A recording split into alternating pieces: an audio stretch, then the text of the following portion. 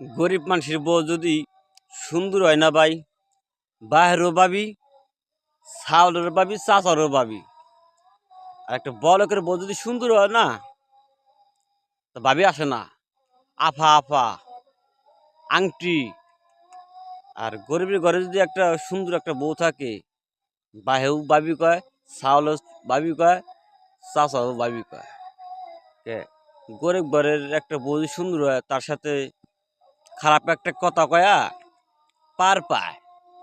আর বড়লোকের ঘরে একটা সুন্দর একটা বরে খারাপ একটা কথা কওয়াটা তারা অনেকটা ভয় পায়, করতে পারে না। তারা বড় লোক দেখে সে বড়লোকের বরে একটা খারাপ কথা বলে পারে সহি বাজে। আর গরিব ঘরে একটা বরে খারাপ মন্তব্য নিয়ে একটা কথা বলে পারে, ওটা তারা আনন্দ পায়।